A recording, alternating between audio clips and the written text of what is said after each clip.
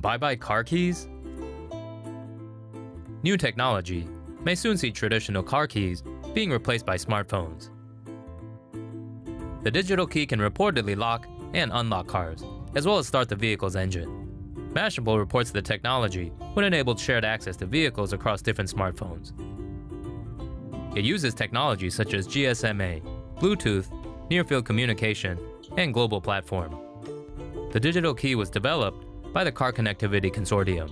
Their members include a number of car and smartphone manufacturers. Their aim is to standardize the digital key as a car key solution across the automotive industry. Mashable reports that the digital key currently requires manufacturer installation. The next version of the technology, called Digital Key 2.0, should enable users to set it up themselves. That's expected for release next year. That's real smart. Smartphones definitely cause cancer. Maybe not. If you're watching on your phone, it's giving you mad cancer. Oh, it might be or it might not. 2 new studies have found a correlation between cell phone radiation and cancer in lab rats. Researchers from the U.S. National Toxicology Program tested 3,000 rats and mice of both sexes for 2 years, while European scientists at the Ramazzini Institute in Italy studied 2,500 rats from fetal stage to death. Smartphones emit non-ionizing radiation measured in radio frequency energy. Cell phones and wireless devices emit RF radiation continually, with dose intensity varying with distance from the body. The studies found that prolonged exposure to even low levels of RF radiation caused male rats to develop rare heart tumors called schwannoma, which affects a neuron called a Schwann cell. In the Ramazzini study, researchers also found a weaker link between RF exposure and glial cell cancer in the brain of female rats. So is your phone giving you cancer? Probably not as much as your diet. Some apps might be tracking what you watch on TV. Hundreds of smartphone apps could be tracking their users' television viewing habits.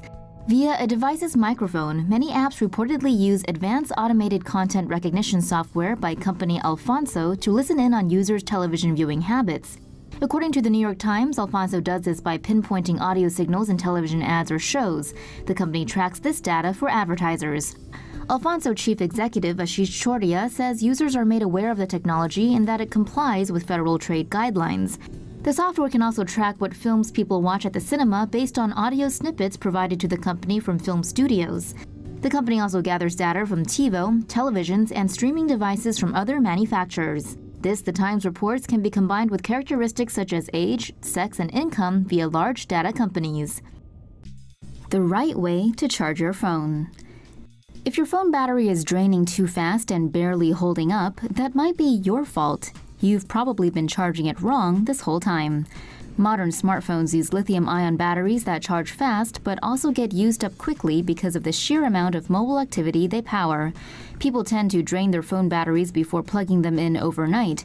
Fortunately, most are equipped with chips that protect against overcharging. Still, it's unwise to leave a device plugged once its battery is full, since trickle charges can heat up the phone, stressing and wearing down the battery. Experts recommend charging the phone before it empties completely and not bringing it to a full charge. Plugging it in occasionally throughout the day ensures the battery retains its capacity longer. Batteries also despise both extreme heat and extreme cold, so make sure it's not exposed to either. Of course, they will conk out eventually, but it's always nice to prolong that lifespan and save a buck or two. This battery could charge your smartphone instantly. It takes a couple of hours to charge most smartphones, but new research from Cornell University could change all that. Typical battery design usually consists of a structure with cathode and anode on the ends and electrolyte in between. Electricity flows out the anode toward whatever it's powering, then back through the battery cathode, creating a circuit. But this design kind of turns that design on its head, and then some. New research from Cornell University details a battery design where all the parts intertwine in a 3D structure, surrounded by thousands of energy-storing nanopores. So how is this better than your traditional battery? The twisting, self-assembling gyro dial is dense with power and eliminates a lot of the weight in traditional batteries and allows for much quicker energy transfer, and that means much quicker charge times. Speaking in a Cornell News release, lead researcher Dr. Ulrich Weisner said the nanoscale design could see batteries being charged in seconds or even faster. Here's how sunglasses and smartphones do not go hand in hand. Polarized sunglasses look cool, but they also protect your eyesight from harmful ultraviolet rays. Unfortunately, wearing them can render your smartphone unviewable. Here's how.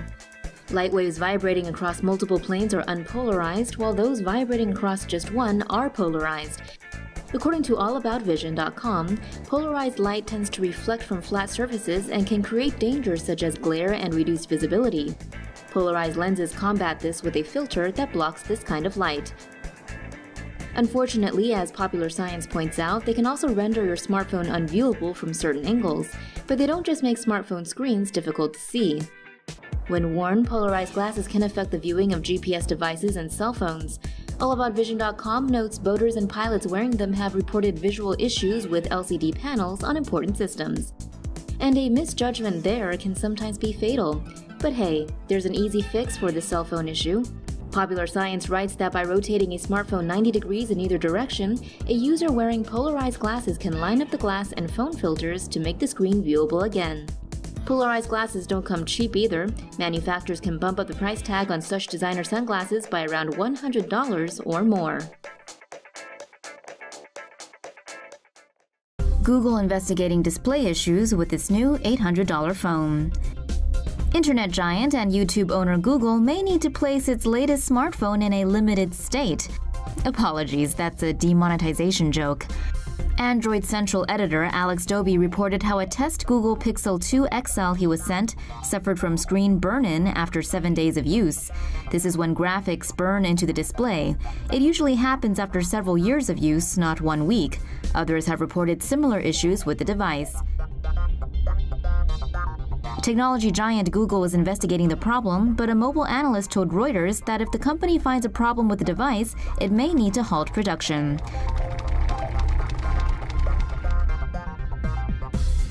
But hey, maybe it's not the phone. Maybe it's the YouTube algorithm gone rogue and instead of demonetizing creators, it's demonetizing Google. One $800 phone at a time. Probably not, but their share price did drop by 1.9% on Monday.